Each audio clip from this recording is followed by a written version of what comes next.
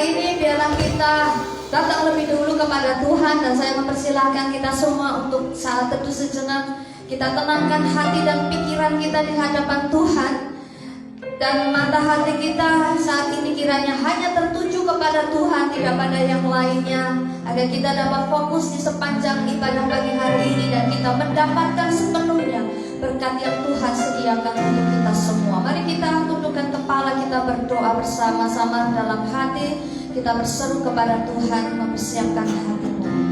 Bapa di dalam nama Tuhan Yesus, dengan nama Bapa, Anak dan Roh Kudus, kami datang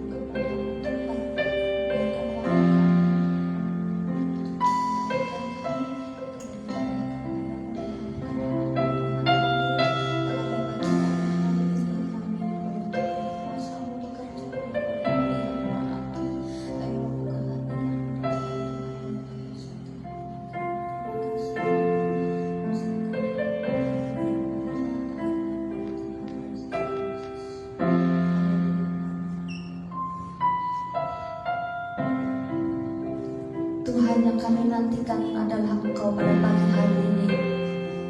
Yang kami nantikan adalah kehadiran-Mu, Tuhan. Saat kami berdiam diri, saat kami menghampiri tahta-Mu, saat kami menghampiri Engkau pagi hari ini, yang kami cari dan tidak bukan adalah Engkau semata, Tuhan. Hanya Engkau satu-satunya yang kami mau sembah, satu-satunya yang kami mau puji. Kepadamu satu-satunya kami mau beribadah kepadamu, Tuhan. Kami menantikan janji-janji-Mu. Kami mau mengingat-ingat semua firman Tuhan yang Kau beri kepada kami satu minggu ini, Tuhan. Biarlah Kau mengingatkan kami kembali akan perkataan-perkataan-Mu, dan biarlah kami renungkan itu sepanjang ibadah pagi hari ini, sehingga kami yang kami berbuat, yang kami lakukan dalam ibadah pagi hari ini keluar dari dasar hati kami yang terdalam, bukan karena rutinitas kami, tapi keluar dari segala perenungan kami dan juga ucapan syukur kami, Tuhan. Pulihkan kami, Tuhan. Pulihkan hati kami, Tuhan. Pulihkan kami. Pulihkan semangat yang patah. Pulihkan harapan yang pupus. Pulihkan gereja kami, Tuhan. Pulihkanlah tempat ini, Tuhan. Biar tempat ini kembali menyala-nyala dengan kuasa-Mu, dengan semangat untuk memuji Engkau, dengan semangat untuk datang beribadah kepadamu, Tuhan. Punya kerinduan yang dalam untuk melayani, punya kerinduan yang dalam untuk datang ke rumah Tuhan. Karena ada rasa haus, karena ada rasa lapar merindukan hadirat Tuhan tempat ini. Bapa, pulihkan kami, Tuhan.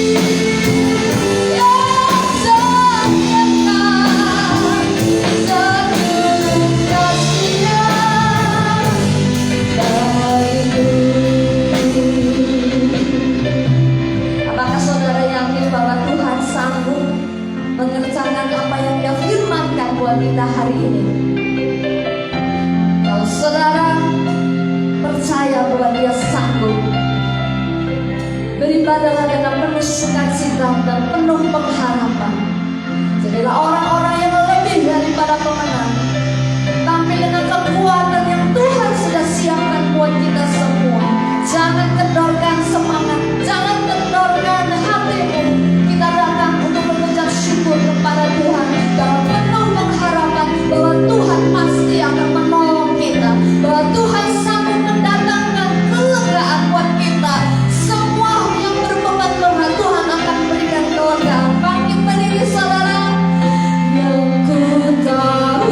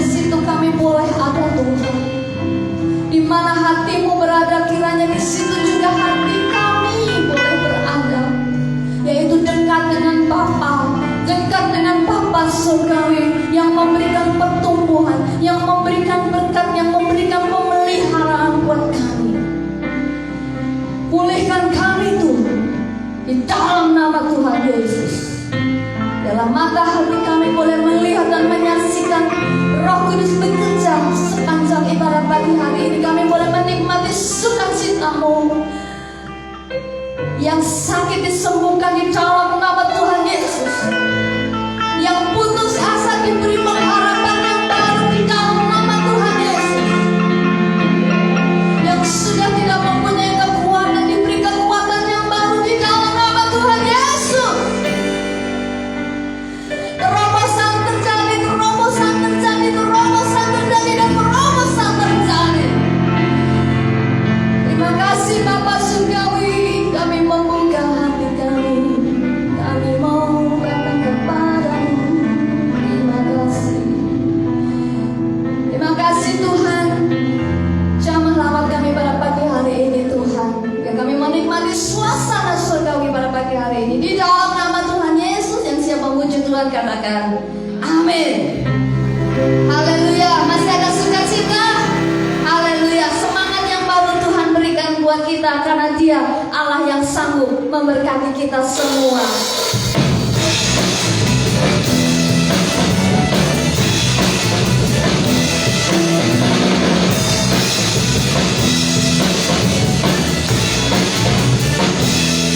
Apakah pernah dilihat mata? Apa yang tak didengar telinga? Yang tak pernah timbul di dalam hati, semua disediakannya bagi yang mengasihi Dia. Allah sanggup melakukan segala perkara, dulu, sekarang, dan selamanya. Kuasanya tak terduga. Allah sanggup melakukan segala perkara, dulu, sekarang, dan selamanya. Kuasanya tak berubah. Allah yang sanggup memberkati kita semua. Amin. Apa yang tak pernah, yang tidak pernah kita pikirkan, didengar telinga, yang tak pernah timbul di dalam hati, semua disediakannya bagi yang mengasihi Dia. Katakan Allah sanggup. Allah sanggup melakukan segala perkara, dulu, sekarang, dan selamanya. Kuasanya tidak berubah. Allah sanggup melakukan segala perkara, dulu, sekarang, dan selamanya. Kuasanya tak berubah. Allah sanggup melakukan. Ayo percaya pada Tuhan. Semuanya. Allah sanggup melakukan segala perkara, dulu, sekarang, dan selamanya. Allah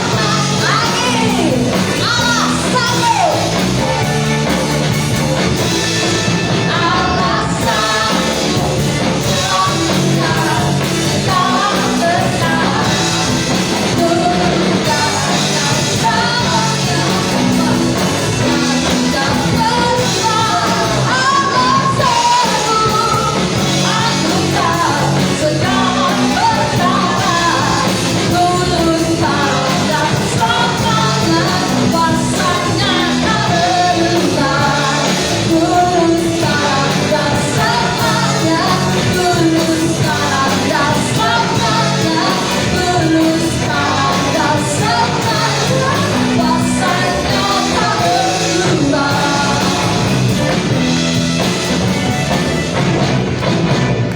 Silakan duduk, Bapak Ibu yang dikasihi Tuhan. Bapak Ibu mungkin tidak percaya apa yang terjadi dengan saya hari ini. Kalau saya boleh melompat menari memuji Tuhan karena kekuatan doa. Bapak Ibu masih percaya bahwa ada kuasa di dalam doa? Yes. Sebelum ibadah, saya bilang sama suami saya, tolong doakan saya. Saya seperti mau pingsan karena saya lemes sekali. Dengkul saya lemes. Saya seperti sudah mau pingsan. Pokoknya udah lemes banget. Tolong doakan saya supaya saya kuat melayani. Dan karena kami sepakat dalam doa, semua kalau saya melayani hari ini karena Tuhan kasih saya kekuatan. Amin. Kalau saya diberkati Tuhan dengan kekuatan hari ini untuk bisa melayani, maka saudara juga diberkati Tuhan dengan kekuatan oleh Tuhan untuk beribadah dan memuji Tuhan. Kita nyanyi pujian ini sekali lagi. Allah sanggup melakukan segala perkara. Tulus karena samanya kuasanya tidak berdua. Allah sanggup melakukan segala perkara. Tulus karena samanya kuasanya tak berdua. Allah sanggup melakukan segala perkara. Tulus karena samanya kuasanya tidak berdua. Allah sanggup melakukan segala perkara. Tulus karena. Sekali lagi ya, kita bangkit berdiri, nyanyi pujian ini dengan lebih semangat lagi. Allah sanggup melakukan segala perkara. Tulus karena samanya kuasanya tidak berdua. Allah sanggup melakukan segala perkara. Tulus karena samanya kuasanya tak berubah. Tulus karena samanya, tulus karena samanya, tulus karena samanya, kuasanya tak berubah. Haleluya, puji nama Tuhan. Yes, biar kita menghidupi firman Tuhan dan kita tinggal di dalam firman-Nya, maka Tuhan akan memberikan kita kekuatan apapun yang kita lakukan hari ini. Yes atau amin? Haleluya. Sampai putih rambut kita semua, Tuhan menggendong kita. Betapa kita istimewa di mata Tuhan. Haleluya.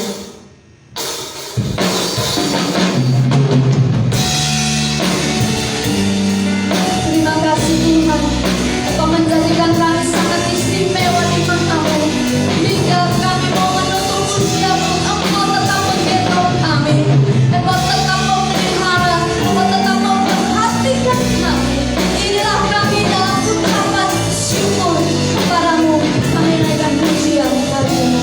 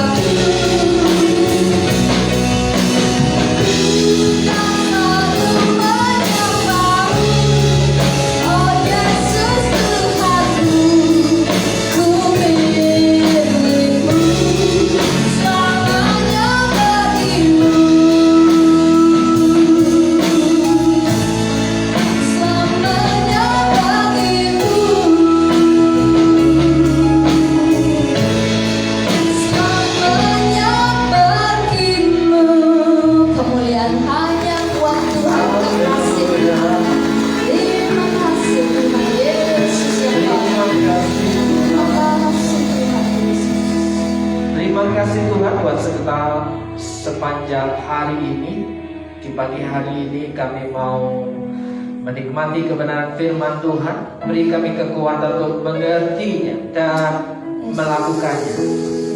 Berilah hati yang lembut untuk dapat menerima taburan benih firman-Mu, sehingga benih firman-Mu itu bertumbuh subur dan menghasilkan buah iman yang membuat kehidupan umat-Mu mengalami kemenangan.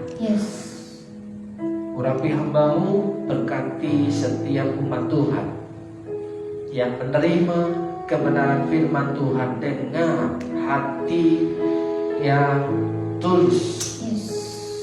Dalam nama Yesus yang siap untuk menikmati berkat firman Tuhan, katakan amin. Silakan duduk Bapak Ibu dan Saudara.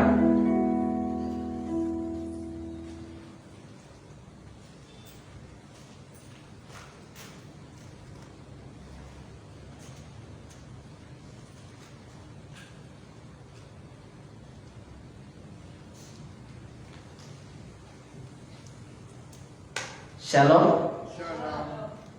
Selamat pagi. Bapak Ibu yang dikasih Tuhan, pada hari ini kita akan melanjutkan seri khotbah Follower of Jesus, pengikut Yesus. Bapak Ibu dan Saudara yang dikasih Tuhan. Nah, pada hari ini kita akan belajar satu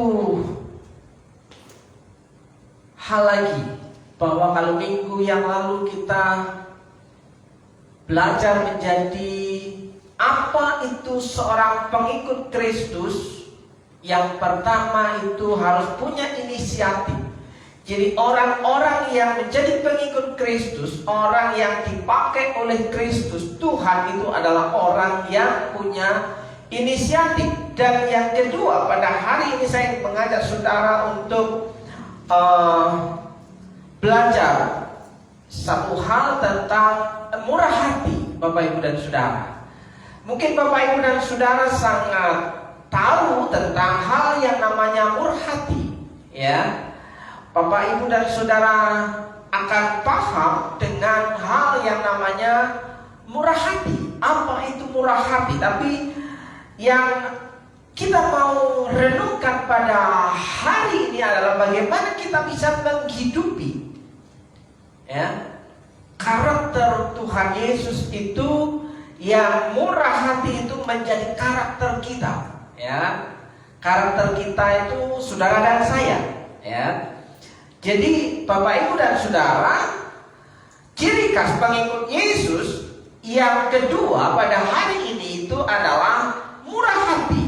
Berbahagialah orang yang murah hatinya, ya. Berbahagialah orang yang murah hatinya. Orang yang murah hatinya itu dalam balasan yang setimpal. Kalau kita memakai hukum tabur tuai, Bapak Ibu yang dikasih Tuhan, bahwa orang yang bermurah hati itu akan menerima balasan yang setimpal sesuai dengan apa yang dikerjakannya, Bapak Ibu dan Saudara yang dikasih Tuhan. Sedangkan murah hati, menurut Kamus Besar Bahasa Indonesia, arti yang pertama itu adalah suka atau mudah memberi, ya. Jadi kalau kita dikenal orang, ciri khas orang Kristen yang dikenal sebagai pengikut Kristus itu adalah orang yang suka atau mudah memberi. Dan arti lain daripada murah hati adalah tidak pelit atau tidak kikir, yang dikatakan selanjutnya penyayang, pengasih, suka menolong, dan baik hati. Dan terakhir ditambah suka menabung, katanya.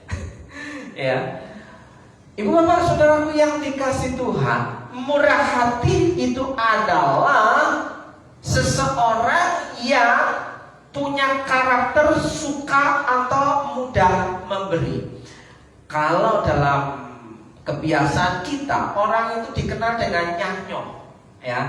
Nyanyo itu orang yang tidak selalu menggenggam, orang yang gampang sekali membuka tangannya, mengulurkan tangannya. Nah, apakah itu kita hidup Kalau kita tahu bahwa kita adalah pengikut Yesus, ciri khas yang kedua adalah orang itu murah hati. Apakah kita termasuk golongan orang yang murah hati, Bapak Ibu dan Saudara? Nah, gimana sih bisa menjadi murah hati? Gimana sih kita bisa menjadi orang yang murah hati? Ya. Orang baru bisa menjadi murah hati, menjadi pemurah, itu kalau orang itu sudah mengalami kemurahan Tuhan. Orang itu sudah mengalami kemurahan Allah. Yang menjadi perenungan bagi kita, apakah kita sudah mengalami kemurahan Allah? Sementara tahun ini kita mau menghidupi, kita sudah berjalan 5 bulan, bahwa kemurahan Tuhan itu tak terbatas. Ya. Kemurahan Tuhan itu unlimited. Ya. Kemurahan Tuhan itu stoknya tak terhingga. Nah, persoalannya bagaimana kita menerima kemurahan Tuhan dan hidup kita berkenan di hadapan Tuhan. Seringkali kita mengatakan bahwa aku mau hidup untuk menyenangkan hati Tuhan. Aku mau hidup untuk menjadi pelaku firman, seturut dengan kehendak Tuhan. Saudaraku yang dikasihi Tuhan, apakah semakin hari hidup kita itu semakin murah hati? Sebagai pengikut Kristus, sebagai pengikut Yesus, sebagai followernya Yesus, ya, apakah kita itu orang yang suka memberi?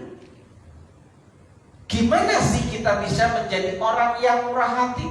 Orang yang bisa murah hati itu harus sudah mengalami kemurahan Allah, harus sudah mengalami kemurahan Allah, ya. Yesus pun mengecam orang yang tak mau bermurah hati. Yesus itu mengecam. Mengecam itu pada dasarnya adalah pernyataan yang pedas. Mengecam itu pada dasarnya pernyataan yang pahit dirasakan oleh orang yang menerima kecaman itu. Ya, Yesus mengecam orang yang tidak mau bermurah hati.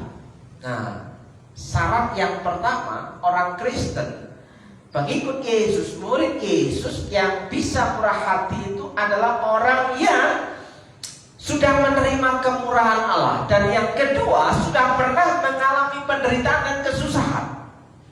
Jadi, kalau kita sudah pernah mengalami penderitaan dan kesusahan, kita bisa mengalami hal yang sama ketika kita melihat orang lain susah dan menderita. Bukan ketika melihat orang lain susah dan menderita kita senang. Ya, itu semos-semos. Ya, susah melihat orang lain senang, senang melihat orang lain susah. Nah, itu yang dikejar oleh Tuhan Yesus. Ya, jadi Bapak Ibu dan Saudara yang dikasihi Tuhan, orang yang bisa menjadi pemurah hatinya, yang pertama mengalami kemurahan Allah, sudah mengalami kemurahan Allah. Yang kedua, sudah pernah mengalami penderitaan dan kesusahan. Halo Bapak Ibu dan Saudara, apakah Bapak Ibu dan Saudara di sini bebas dari yang namanya kesusahan? Bebas yang namanya penderitaan? Ada yang tidak pernah sakit? Ada yang tidak pernah berkeluh kesah? Adakah di antara kita yang selalu riang tiap-tiap hari, tidak pernah ngambek, tidak pernah nesu, tidak pernah marah, tidak pernah kecewa? Ya, kan firman Tuhan berkata, kesusahan sehari cukuplah sehari. Tiap-tiap hari ada kesusahan, Bapak Ibu dan Saudara. Jadi Bapak Ibu dan Saudara yang dikasihi Tuhan, hanya orang yang pernah mengalami kesusahan dan penderitaan, dia yang mampu untuk bermurah hati. Karena tahu bagaimana rasanya susah, karena tahu bagaimana rasanya menderita, karena tahu bagaimana rasanya sakit, karena tahu bagaimana rasanya ketika di rumah tidak ada makanan. Bapak, Ibu, dan Saudara yang dikasihi Tuhan, ya tidak mungkin bisa bermurah hati kepada orang lain yang menderita kesusahan jika belum pernah mengalaminya sendiri.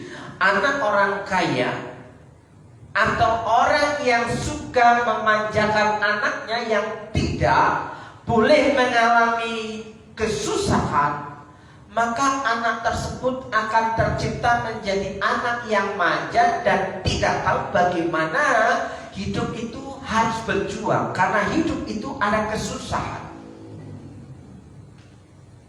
Ya, kalau dulu ada seorang ibu yang ketika memiliki anak bayi akan dibiarkan anak bayi ketika sudah mulai merangkak, akan dibiarkan anak itu merangkak. Dan anak itu mulai memegang sesuatu, dan biasanya kalau orang Jawa dikatakan ngasih, apa saja yang dipegangnya itu akan dimasukkan ke mulut. Ya, tapi orang tua zaman sekarang saking higienisnya tidak boleh anak itu kotor, ya, yang harus selalu digendong, pokoknya tidak boleh kotor. Padahal Rinso berkata apa? Iklannya? Rinso berkata bahwa Rinso itu bisa mencuci sendiri, belajar menjadi kotor, ya, tidak apa-apa, karena masih ada Rinso. Tapi sekarang anak-anak zaman ini yang untuk pegang makanan saja itu seolah-olah sesuatu yang kotor, jijik. Bapak, Ibu, dan Saudara, ya, adakah di antara anak-anak saudara yang sudah besar yang masih disuapin? Karena tangannya tidak bisa kalau makan ayam goreng misalnya, ya, harus pegang itu ayamnya, ya. Tapi dalam pikiran anak yang diajari kan tidak boleh main kotor-kotoran. Nah, maka anak ini akan enggan untuk memegang makanannya. Kalau bisa sudah bersih, siap untuk dimasukkan ke mulut, Bapak, Ibu, dan Saudara. Nah, Bapak, Ibu, dan Saudaraku yang dikasihi Tuhan, ajarkan anak-anak kita itu untuk hidup berjuang. Ajarkan anak-anak kita itu bagaimana untuk bertanggung jawab dengan hidupnya, dengan dirinya, ya. Kalaupun kotor, dia harus belajar membersihkan tubuhnya. Jangan kita membentengi anak kita sehingga anak kita itu selalu diproteksi sedemikian rupa sehingga anak itu tidak tahu apa yang namanya kotor. Taunya dia bersih, Bapak, Ibu, dan Saudara. Hati-hati jika anak-anak kita generasi yang demikian adalah anak-anak yang tidak bisa berjuang dalam kehidupan yang akan datang, karena kehidupan di luar sana tidak selalu bersih, ya. Ada kalanya kita harus bekerja di tempat-tempat yang kotor, tidak selalu di tempat-tempat yang bersih, Bapak, Ibu.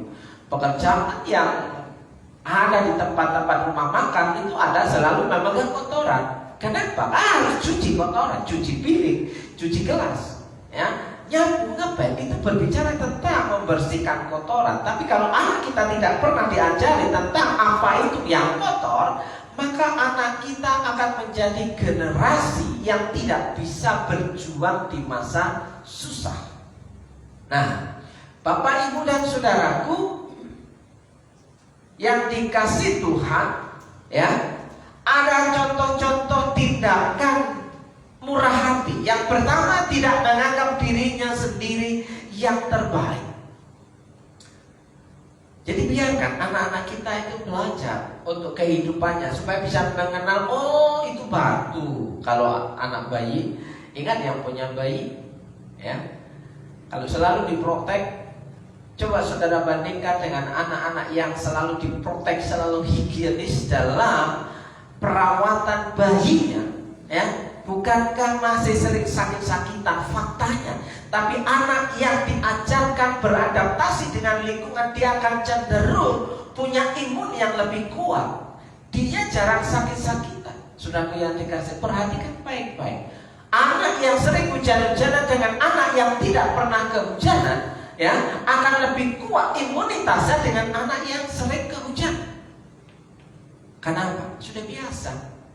Anak yang sudah sering kepanasan, ya, yang jarang pakai AC, dengan anak yang selalu ada di ruangan yang dingin nyaman, ketika diperhadapkan dengan situasi yang buruk, maka anak yang kuat dan bandel itu adalah anak yang sering kepanasan.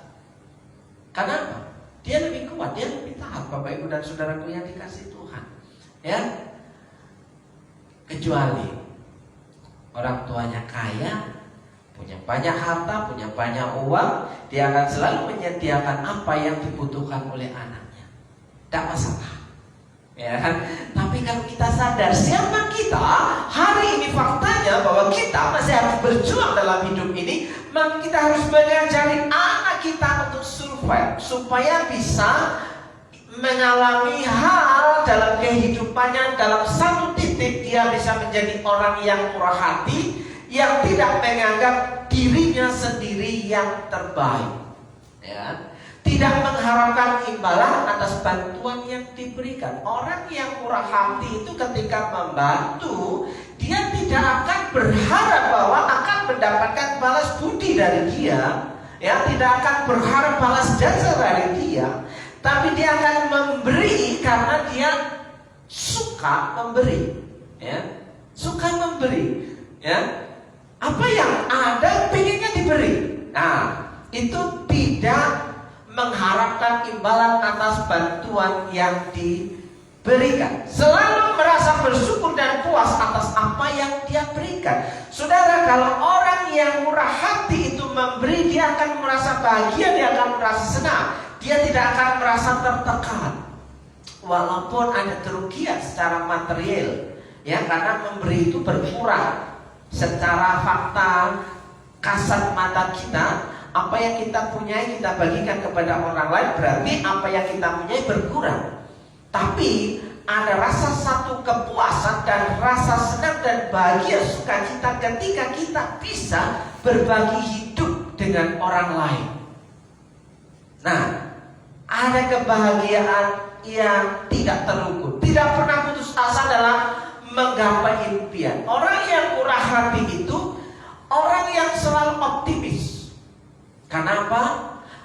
Ketika dia berjuang dan dia mendapatkan hasil dan bisa membuat orang lain senang, maka dia akan memiliki daya juang yang luar biasa, ya. Ketika aku punya, aku ingin berbagi. Ketika aku punya, aku ingin berbagi. Jadi ada senangnya kerja. Berbeda dengan orang yang tidak bisa murah hati, kalau bisa punya sebanyak-banyaknya dan tidak melakukan apa-apa. Ya kan? Kebahagiaannya di mana? Ya, kebahagiaannya di mana? Punya sebanyak-banyaknya dan tidak mau melakukan apa-apa. Ya. Tidak ada sesuatu yang membuat hidupnya mengalami gregetan gitu ya. Nah, orang yang murah hati itu orang yang selalu membantu orang. Hampir-hampir ketika orang lain itu membutuhkan, dalam kesusahannya kita ada di dekatnya. Bapak Ibu yang dikasih Tuhan, ada banyak orang bisa menjadi teman dalam senang, sahabat dalam kesenangan. Tapi ada banyak orang yang hanya bisa menjadi teman dalam kesusahan. Itu jumlahnya tidak banyak. Jumlah orang yang tetap ada dalam kehidupan kita ketika hidup kita susah, ya, dan menderita, hanya segelintir orang yang sanggup bertahan bersama-sama dengan kita. Tapi ketika kita sudah keluar dari kesusahan dan penderitaan dan mulai menikmati senang dan sukacita, maka di situ akan banyak teman-teman yang datang. Itu fakta, Bapak Ibu dan Saudara. Nah,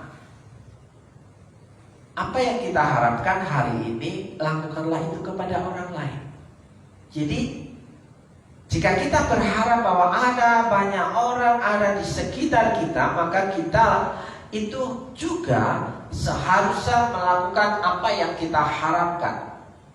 Contoh tindakan yang lain adalah percaya pada Tuhan bahwa setiap masalah pasti ada jalan keluar. Setiap masalah pasti ada jalan keluar. Sekali lagi, setiap masalah pasti ada jalan keluar. Masalah itu ada batasnya. Bapak Ibu, masalah itu ada batasnya. Bukan tanpa batas, ya. Tapi masalah itu tiap-tiap hari berganti-ganti, ya. Masalah satu selesai, ada ganti masalah yang kedua. Masalah yang kedua selesai, ada ganti masalah yang ketiga. Itu namanya dinamika hidup. Hidup yang dinamis, ya kan? Hidup yang bertumbuh dan berkembang. Supaya tahu, supaya bisa naik level, orang harus mengalami ujian demi ujian demi ujian, proses demi proses demi proses, yang akhirnya sampai pada puncak tujuan yang hendak dicapai itu tercapai. Bapak Ibu dan Saudara, tidak ada orang yang langsung bisa pintar. Faktanya ketika kita sekolah, banyak sekali ketika mengerjakan ulangan itu banyak salahnya. Tidak langsung ketika kita diajar belajar langsung tangkap, masuk, paham, mengerjakan ulangan ujian 100 nilainya. Berapa banyak di antara kita yang sering mendapatkan 100? Iskia? Bila 100 sering? Lumayan. Kata lumayan itu tidak meyakinkan. Ya. Lumayan jeblok bisa, ya lumayan baik bisa. Jadi my bias, my binum. Bisa jadi ya, bisa jadi tidak, Bapak Ibu dan Saudara. Ya kalau kita mau jujur, kita seringkali ya mengalami banyak kegagalan. Kalau saudara hanya mengandalkan, kita berpikir bahwa ketika kita bisa menjadi orang yang sukses, orang yang berhasil, orang yang senang dan bahagia itu kalau pendidikannya itu bagus. Tapi pendidikan memang harus bagus supaya anak-anak kita pintar, ya. Tapi tidak menjadi penjaminan kalau sarjana itu dapat pekerjaan, ya. Kalau sarjana itu dapat pekerjaan. Kalau sarjana itu gajinya pasti gede. Tidak ada jaminan. Kalau yang nilai IP-nya itu cum laude, dia akan menjadi orang yang luar biasa. Tidak jadi jaminan. Bapak Ibu dan Saudara tahukah bahwa presiden kita itu nilai IPK-nya berapa? Apakah cum laude ketika menjadi sarjana kehutanan di UGM?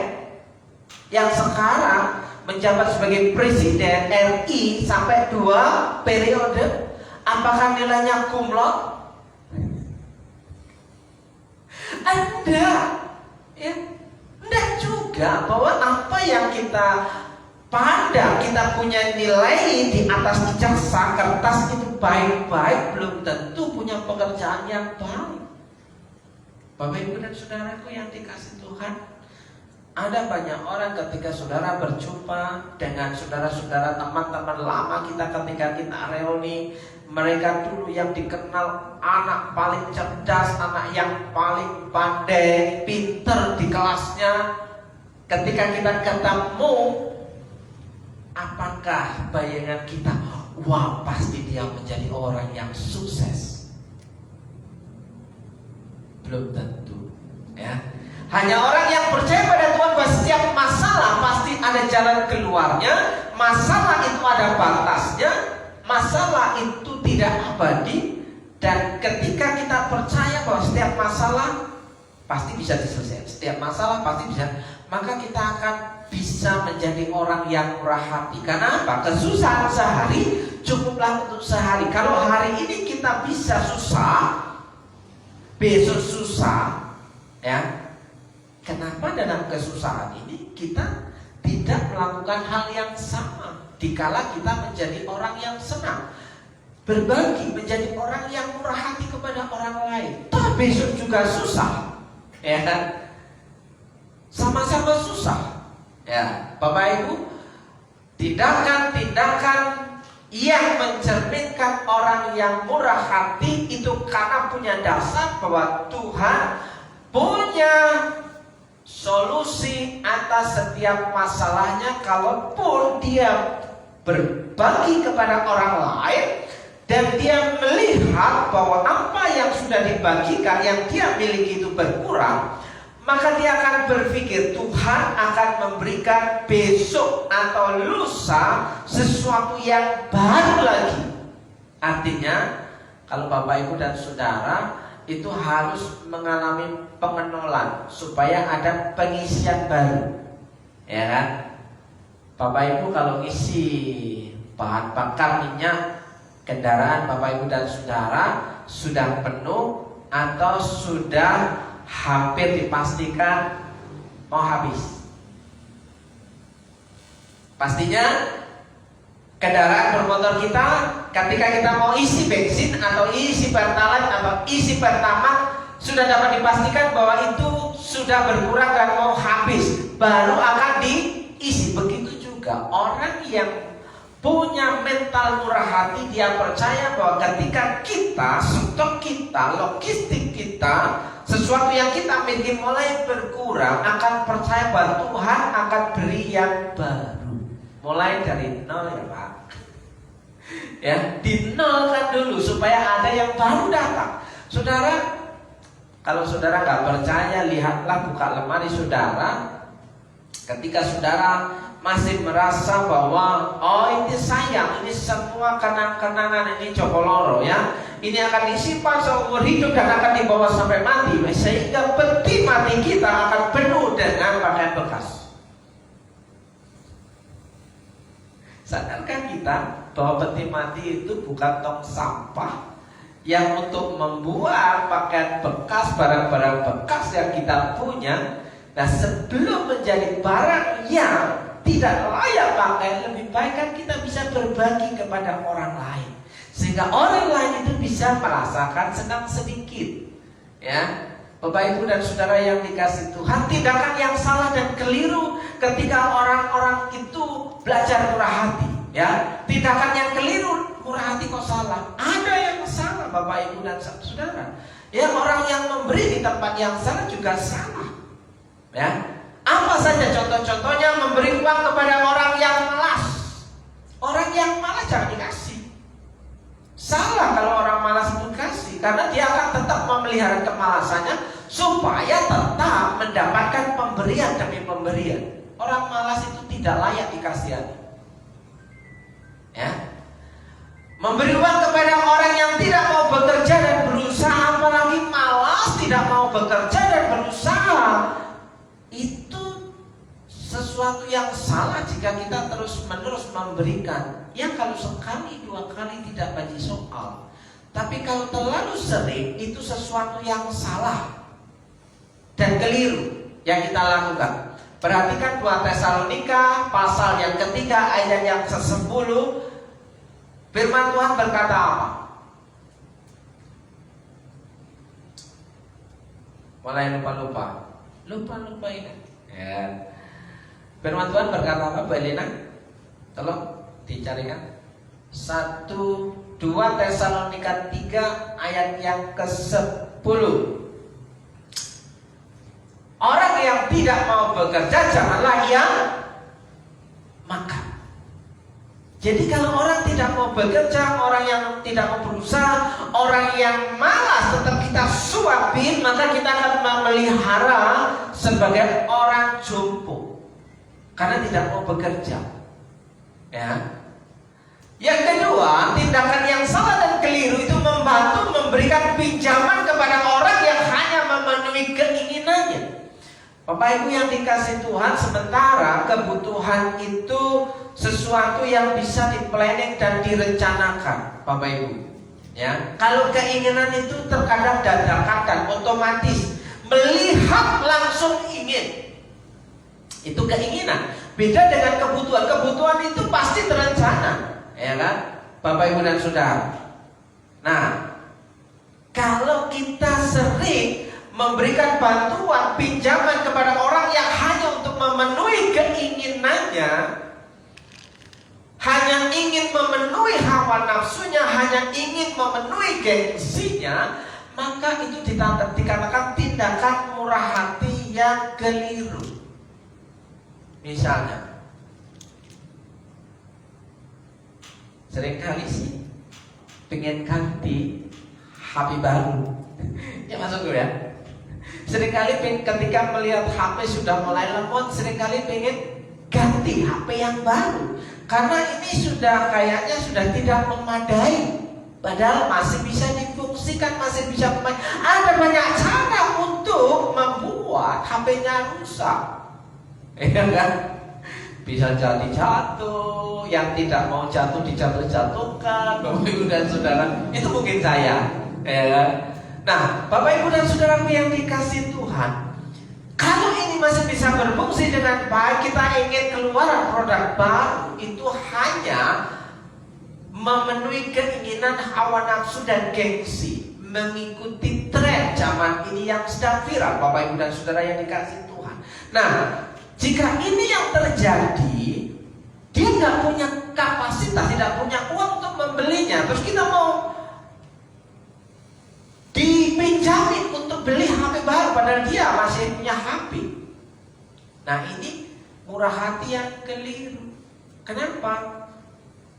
Sebenarnya tidak dibutuhkan, Bapak Ibu dan Saudara yang dikasih Tuhan, tapi hanya sebuah keinginan hawa nafsu dan gengsi. Itu tindakan membantu yang keliru, mengantar orang sakit ke dukun. Mengantarnya sih gak salah, tapi ketujuannya itu yang salah, ya kan? Mengantar orang sakit ke dokter yang betul, ya.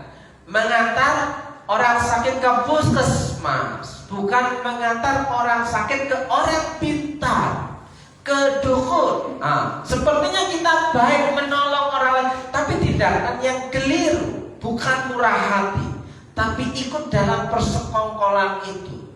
Tindakan yang keliru selanjutnya memberikan contekan ketika ujian.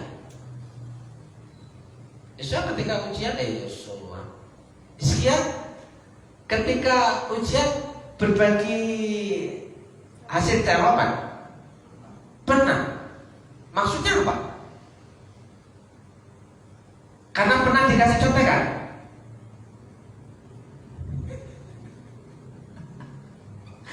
Iya kan? Sharing, ya, sharing jawaban, ya kan? Bapak Ibu dan Saudara, ini juga salah, keliru, atau memberi uang pada pengemis dan yang bukan gelandangan. Bedanya pengemis dengan gelandangan itu apa? Pengemis itu profesi, gelandangan itu fakta.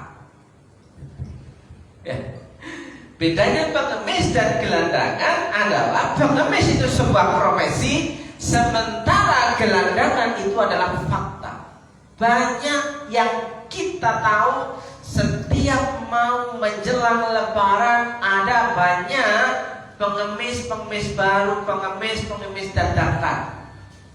Ya, mereka ngekos, indekos, kumpul dalam satu tempat. Tiap pagi sebelum orang berangkat kerja, dia sudah berangkat duluan. Bapak Ibu jam 6, pengemis sebagai profesi itu akan berangkat lebih pagi daripada saudara berangkat kerja. Dia akan menunggu di tempat-tempat yang tepat untuk merasa bahwa dia diberi belas kasihan, Bapak Ibu dan Saudara. Nah, Bapak Ibu dan Saudaraku, memberi uang pada pengemis sebenarnya tidak salah. Yang salah itu motivasi kita. Salah karena ada banyak memberi kepada pengemis mendapatkan pahala atau ganjaran. Ya.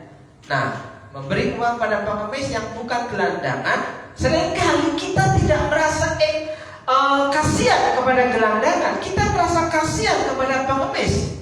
Karena kalau kita memberi kepada pengemis, kita akan mendapatkan syafaat.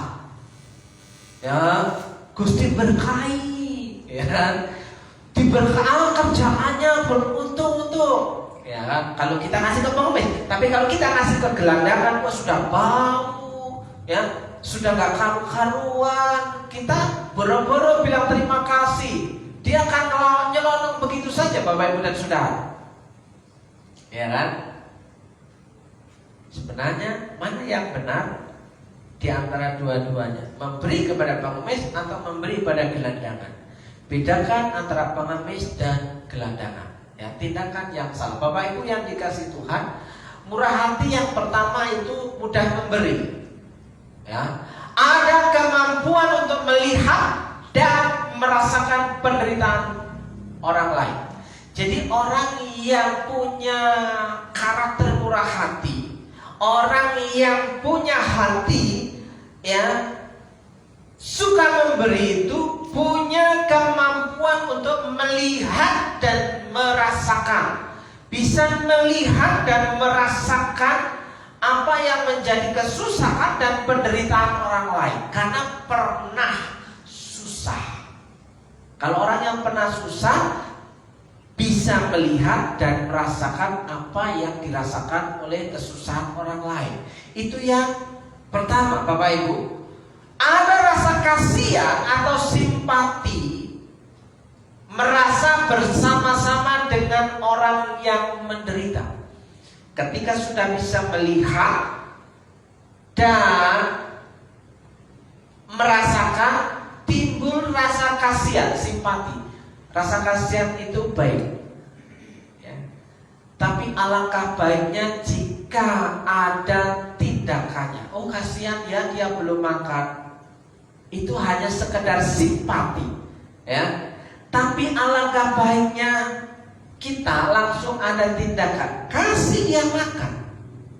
Ya, itu yang namanya empati, ya. Orang yang murah hati, yang pertama punya kemampuan untuk melihat dan merasakan penderitaan orang lain. Yang kedua ada rasa kasihan atau simpati yang bisa merasa bersama-sama dengan orang yang menderita, kita senasib sepenanggungan.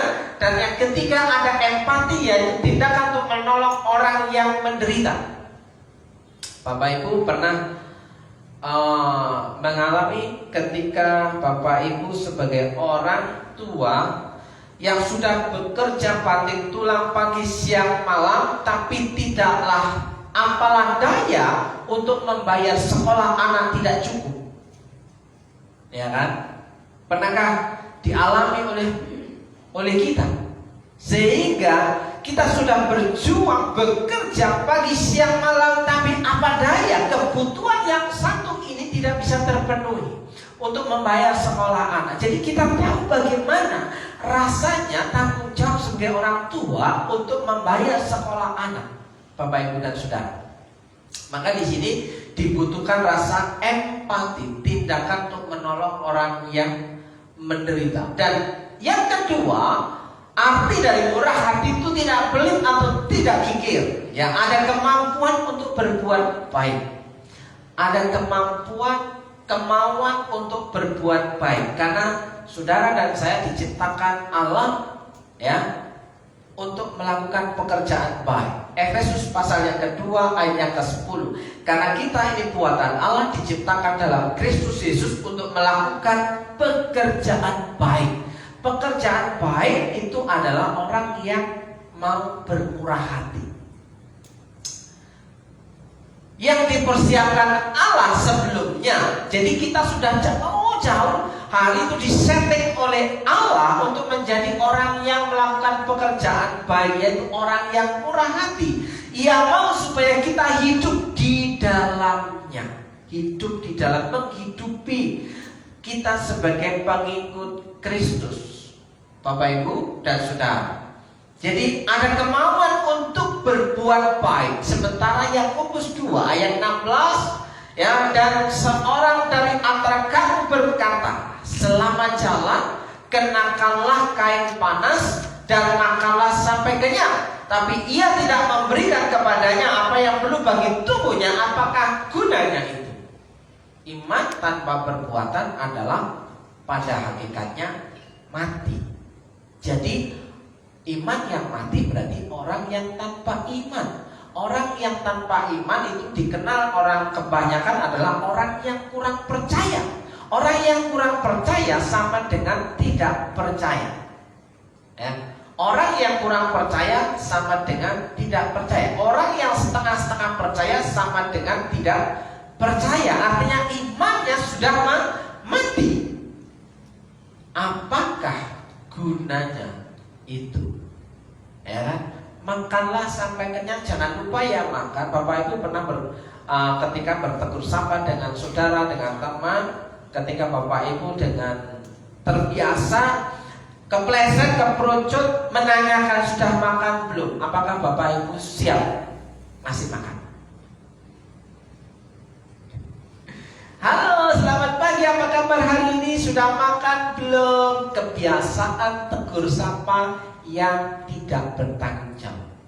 Kalau kita mengatakan sudah makan belum, siap untuk memberi makan.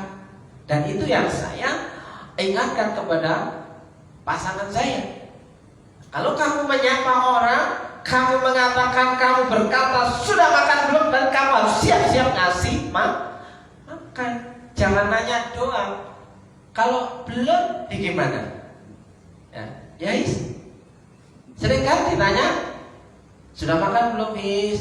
Sudah, aman. Ya kan? Sudah makan belum is? Belum. Makan. Kan begitu is? Dia tahu dan paham itu. Nah, Bapak Ibu, Yakobus pasal yang keempat ayat yang ke-17. Jadi jika seorang tahu bagaimana ia harus berbuat baik, tetapi ia tidak melakukannya, tahu harus berbuat baik tapi tidak mau melakukannya, ia sudah berdosa. Orang yang berdosa, upah dosa ialah maut. Ya, maut itu kehidupan kekal dalam kematian. Sebenarnya pilihan kita itu simpel dalam kehidupan sehari. Mau pilih surga atau pilih neraka, ya. Surga kehidupan bersama dengan Kristus, kita adalah followernya Yesus, ya, kita adalah pengikutnya Yesus. Sementara orang yang tidak mau mengikut Yesus, dia ada dalam kematian yang kedua. Kematian yang kedua, saya katakan kematian yang kedua. Bapak Ibu dan Saudara, orang percaya itu hidup berapa kali?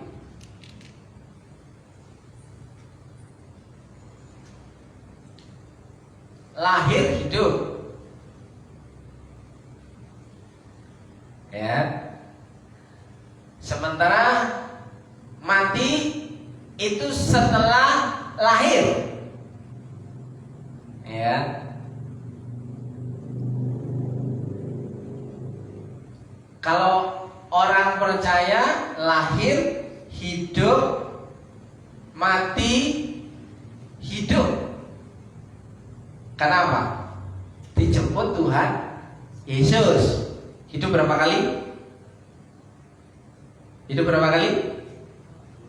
2 kali. Mati satu kali. Sementara orang yang tidak mau percaya kepada firman Tuhan itu adalah hidup 1 kali, lahir, mati 1 kali, setelah itu mati lagi yang kedua kali. Jadi orang yang tidak percaya kepada Tuhan itu hidup berapa kali? 1 kali, matinya 2 kali. Nah, simple Bapak Ibu dan Saudaraku yang dikasih. Jadi jika seorang tahu bagaimana ia harus berbuat baik tapi ia tidak melakukannya, ia sudah berdosa, mati 2 kali. Ya, Bapak Ibu dan Saudara yang dikasih Tuhan, tidak menyimpan kejahatan, ya. Murah hati itu tidak menyimpan kejahatan. Kejahatan tidak perlu disimpan, karena kalau disimpan akan menimbulkan rasa sakit hati, akan kecewa, akan dendam, dan berikutlah pembalasan. Padahal firman Tuhan berkata pembalasan itu adalah hakku. Sementara tidak menyimpan kejahatan, dalam Amsal yang ketiga ayat yang ke-10, mereka tidak tahu berbuat jujur. Tidak tahu berbuat jujur itu ya tahu. Mana tadi? Tahu bagaimana ia harus berbuat baik, tapi ia pura-pura tidak tahu. Dia tidak mau berbuat jujur, ya, akan menimbun kekerasan dan aniaya dalam purinya, dalam rumah tangganya. Orang yang tidak mau jujur pasti akan menyimpan yang namanya kekerasan dan aniaya, pertengkaran dalam rumah tangganya. Bapak, Ibu, dan saudaraku yang dikasihi Tuhan, apa yang menjadi pikiran kita sebagai penutup endingnya pelajaran murah hati pada hari ini? Orang yang murah hati adalah orang yang rendah hati. Orang yang murah hati itu tidak sombong. Orang yang murah hati itu adalah orang yang rendah hati. Apa ganjaran orang yang murah hati dan rendah hati itu adalah ganjaran kerendahan hati dan takut akan Tuhan adalah kekayaan. Tadi saya katakan ulang bahwa ketika kita mau berbagi, kita akan mengurangi apa yang kita miliki, akan berkurang. Akhirnya bisa menjadi nol, maka akan diberikan benih yang baru, berkat yang baru. Ini yang namanya kekayaan, Bapak Ibu yang dikasih Tuhan. Jadi orang yang murah hati itu orang yang rendah hati dan takut akan Tuhan adalah ganjarannya kekayaan. Dan yang kedua kehormatan, dan yang ketiga adalah kehidupan yang kedua, bukan kematian yang kedua. Jadi orang yang murah hati itu efeknya sampai ke kehidupan yang abadi. Ya, ada punya kekayaan, ada kehormatan, ada kehidupan. Jadi orang yang murah hati adalah orang yang rendah hati. Keuntungan orang yang murah hati apa saja, Bapak Ibu? Ya, aku berkata kepadamu dalam Markus 9 ayat 41, sesungguhnya barang siapa memberi kamu minum secangkir air oleh karena kamu adalah pengikut Kristus, ia tidak akan kehilangan upahnya. Jadi kalau saudara berbagi dengan sesama orang-orang yang percaya kepada Tuhan Yesus yang membutuhkan bantuan saudara, maka saudara tidak akan kehilangan upahnya. Catat baik-baik, ganjaran kerendahan hati yang pertama adalah kekayaan. Dan di sini dikatakan ia tidak akan kehilangan upahnya, tidak kehilangan pahalanya, tidak kehilangan ganjarannya, tidak kehilangan rewardnya. Nah, Bapak Ibu, bandingkan dengan Matius pasal 10 ayat 42, dan barang siapa memberi air sejuk secangkir saja pun kepada salah seorang yang kecil ini, salah seorang yang kecil ini punya pengertian salah seorang yang hina ini, salah seorang yang miskin ini, salah seorang yang tidak punya ini, maka karena ia muridku, karena dia murid Yesus, karena dia pengikut Kristus, dikatakan sesungguhnya ia tidak akan kehilangan upahnya daripadanya. Pertama-tama, berbagilah dengan saudara seiman, ya, karena saudara tidak akan kehilangan upahnya. Perhatikan Amsal pasal 11 ayat 17. Orang yang murah hati berbuat baik kepada dirinya sendiri. Orang yang murah hati itu berbuat baik kepada dirinya sendiri. Perhatikan baik-baik, Bapak Ibu, saudaraku yang dikasih Tuhan. Pesan orang-orang tua kita zaman dahulu, apa yang kau tabur, engkau kelak pasti akan menuainya. Jadi apa yang kita lakukan, orang yang murah hati berbuat baik kepada dirinya sendiri, tetapi orang yang kejam menyiksa badannya sendiri. Orang yang murah hati itu menguntungkan dirinya sendiri. Jadi kita sudah mempersiapkan masa depan kita ketika kita mau bermurah hati kepada orang lain. Kita sudah mempersiapkan hidup kita di masa yang akan datang. Bapak Ibu yang dikasih Tuhan, Bapak Ibu, ada hari ini itu karena ada taburan orang-orang baik pada masa lalu. Bapak Ibu menjadi orang-orang yang hebat hari ini karena ada doa orang baik yang mendoakan Bapak Ibu dan Saudara. Bapak Ibu tidak bisa berkata, semua ini karena saya tidak bisa, tanpa orang lain tidak bisa. Nah, tetap butuh orang lain. Ya, kebaikan saudara akan kembali kepada saudara. Kebaikan saudara akan kembali kepada saudara. Kebaikan kita akan kembali kepada kita. Apa yang kau lakukan itu sudah akan menjadi jaminan untuk masa depan kita, bahwa kita akan mengalami keuntungan dari tindakan kita. Kalau kita dasarnya pelit, maka kita akan dikenal orang. Jangan dekati orang itu. Orang itu pelit. Pasti kita akan begitu. Jangan dekati orang. Jangan mau diajak dia. Kan? Pasti kita akan punya image, ciri khasnya. Nah, Bapak Ibu dan Saudara punya keuntungan orang yang murah hati. Ya, orang yang murah hati itu dikatakan berbahagia. Berbahagia. Orang yang murah hati itu dikatakan diberkati. Sungguh diberkati Allah orang-orang yang mengasihani orang lain, ya. Diberkati mereka yang berbelas kasihan. Berbahagia, berbahagia, berbahagia, diberkati. Jadi orang yang murah hati, hidupnya diberkati Tuhan. Amin. Hendaklah kamu murah hati sama seperti Bapamu adalah murah hati. Jadi kalau kita murah hati itu cerminan bahwa kita punya Bapak murah hati. Kalau Bapak kita murah hati, kita akan diajari murah hati. Kalau Bapak kita pelit, maka kita akan diajari pelit. Karena Bapak kita punya Bapak yang murah hati, maka kita disarankan, diberi himbauan untuk murah hati. Oke. Dan ini kikir sama dengan itu pelit, sama dengan itu serakah, sama dengan itu loba. Loba itu bukan sayur ya. Loba itu serakah ya. Sama dengan jahat. Dan kemarin kita menemukan kata bajingan itu ada di Kitab Bilangan 11 ayat yang keempat. Orang-orang bajingan yang ada antara mereka kemasukan nafsu rakus orang-orang Israel yang rakus, yang makan daging sebanyak belum, masih di mulut ambil lagi, masih di mulut ambil lagi. Itu rakus, disebut Alkitab bajingan. Jadi yang ngomong bajingan itu Alkitab, Bapak Ibu.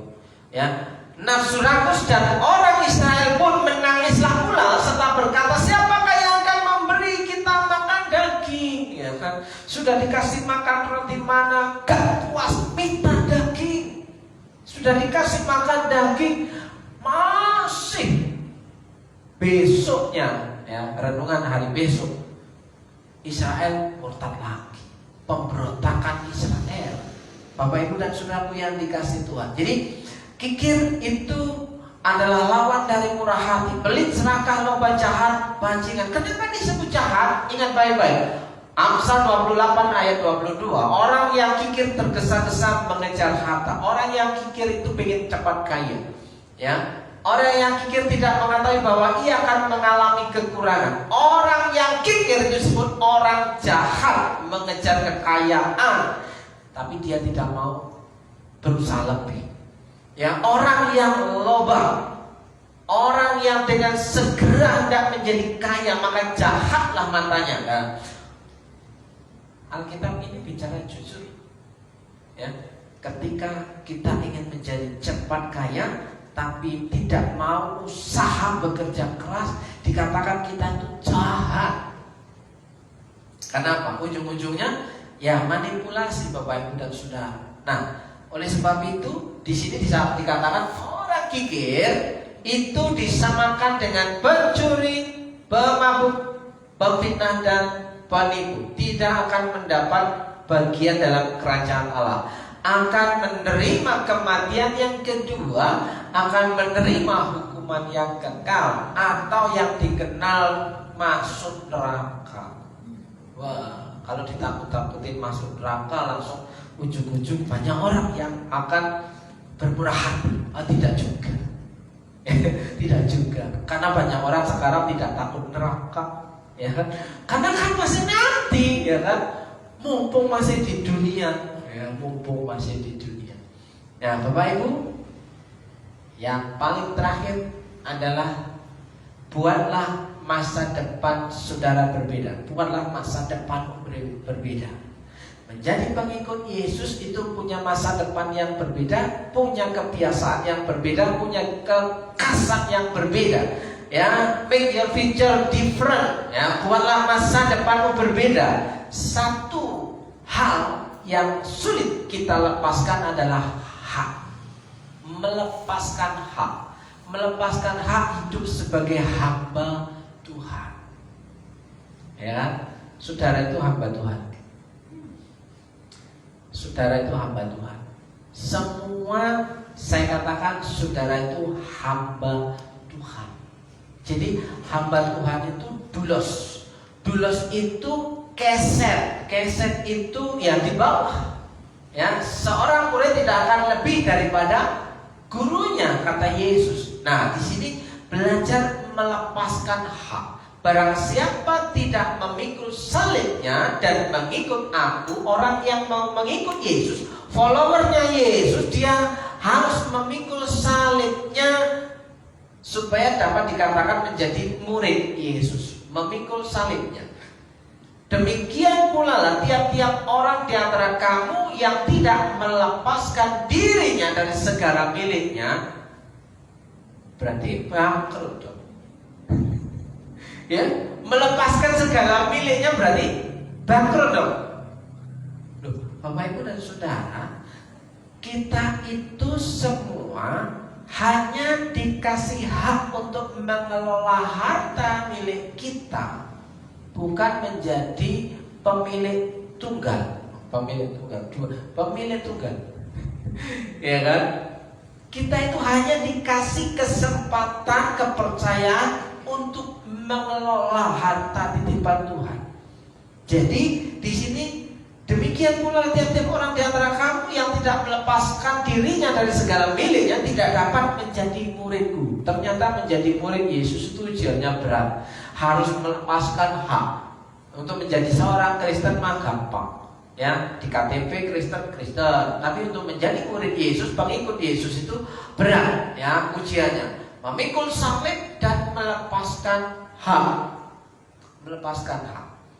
Saudara membaca Yohanes pasal 8 ayat 31, maka katanya kepada orang-orang Yahudi yang dipercaya kepadanya, jikalau kamu tetap dalam firman-Ku, ya, melepaskan hak, memikul salib, terus tetap dalam firman, kamu benar-benar adalah murid-Ku. Apakah kita tetap dalam firman hari ini? Saya berdoa saudara akan punya iman yang kuat untuk tetap ada dalam firman, supaya berkat yang Tuhan janjikan itu digenapi dalam kehidupan saudara. Ya, Yohanes 13 ayat 35, dengan demikian semua orang akan tahu bahwa kamu adalah murid-muridku, yaitu jikalau kamu saling mengasihi. Murid Yesus itu punya kasih. Kasih itu sabar, kasih itu murah hati, ya kan? Dalam Yohanes 15:8, dalam hal inilah Bapa-Ku dipermuliakan. Mempermuliakan Bapa yaitu jika kamu berbuah banyak, dan demikian kamu adalah murid-muridku. Ciri murid Yesus, pengikut Yesus yang terakhir itu adalah berbuah banyak. Ada buahnya, ada buah-buah iman, ada buah-buah kehidupan. Salah satunya adalah murah hati. Apakah kita mau menjadi pengikut Yesus yang diperkenan oleh guru kita? Kalau kita mau belajar kebenaran firman Tuhan dengan sungguh-sungguh, kita akan menghidupi. Tuhan, beri aku kekuatan, kemampuan untuk menjadi orang yang murah hati. Walaupun aku tidak kaya, walaupun aku tidak punya banyak hal, tapi aku mau hidup menjadi berkat bagi orang lain. Ya kan? Walaupun aku tidak kaya, aku mau hidup menjadi berkat bagi orang lain. Jadi berkat bagi orang lain tidak harus menunggu kaya. Ya, pada waktu kita susah, ya, ketika melihat teman kita susah, ya, kita mendekat, menyediakan waktu kita untuk orang yang susah ini, dia ini sudah senang, ya, karena ada teman susah. Kesusahan sehari cukuplah untuk sehari. Untuk apa kita mempertahankan kesusahan yang tiap-tiap hari dengan tidak bisa murah hati kepada orang lain? Saya menyarankan saudara, sebelum saudara bermurah hati kepada orang lain, bermurah hatilah terhadap diri sendiri. Ya kan? Kalau kita sudah murah hati dengan diri sendiri, kita bisa melihat penderitaan orang lain. Nah, Bapak Ibu dan saudaraku yang dikasihi Tuhan, saya mengundang pemain musik untuk maju ke depan. Kiranya firman Tuhan pada hari ini memberikan kita kekuatan sebagai pengikut Yesus, sebagai followernya Yesus, sebagai muridnya Yesus. Kita akan tetap tinggal dalam firman Tuhan. Hanya orang-orang yang tinggal tetap setia dalam firman Tuhan, dia akan menikmati kehidupan yang kedua. Ya, bukan kematian yang kedua. Karena orang yang percaya kepada Tuhan Yesus adalah hidup 2 kali, mati 1 kali. Orang yang tidak mau percaya kepada Tuhan Yesus adalah dia akan hidup 1 kali dan akan mengalami kematian 2 kali. Kiranya Bapak Ibu dan Saudara menerima kebenaran firman Tuhan dengan hati yang penuh dengan sukacita. Mari kita berdoa.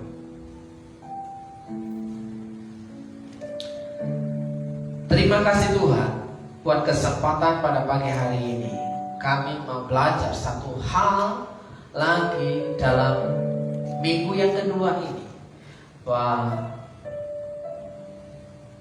karena Engkau sudah bermurah hati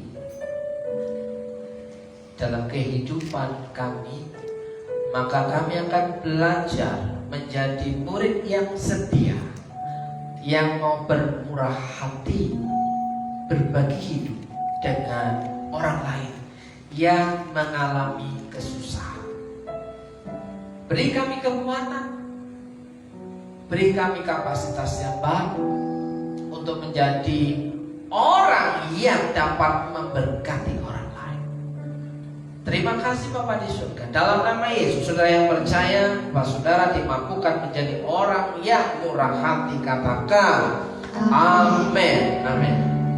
Kita akan memberikan persembahan untuk yang kantong yang diedarkan dan juga kotak yang ada di hadapan Bapak Ibu untuk renovasi pastori belakang. Kita akan pujian Allah Sanggup. Allah sanggup melakukan segala perkara, teruskan dan sabarnya, kuasanya tidak murah. Allah sanggup melakukan segala perkara, teruskan dan sabarnya, kuasanya tak berubah. Allah sanggup melakukan segala perkara, karena samanya, kuasanya tidak berubah. Allah sanggup melakukan segala perkara, teruskan dan samanya, kuasanya tak berubah. Teruskan dan samanya, teruskan dan samanya, teruskan dan samanya, kuasanya tak berubah.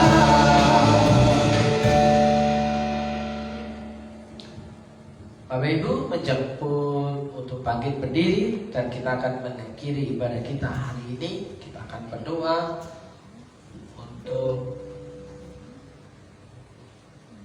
yang sedang sakit hari ini. Kita berdoa untuk Mbak Ayu.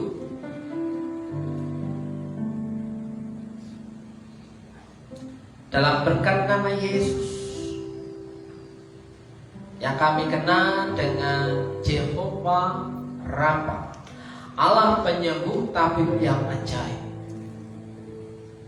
Biar pada pagi hari ini kami meminta belas kasih Tuhan dalam berkat nama Yesus, berdoa untuk Ayu yang sedang sakit. Kiranya Tuhan nyatakan kuasa-Mu dalam berkat nama Yesus.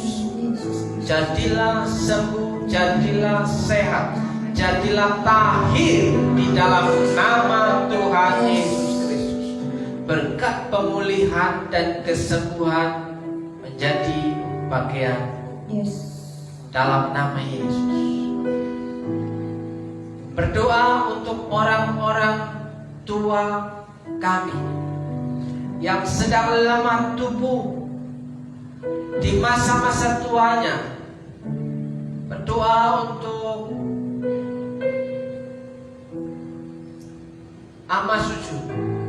Berdoa untuk Bu Darsono.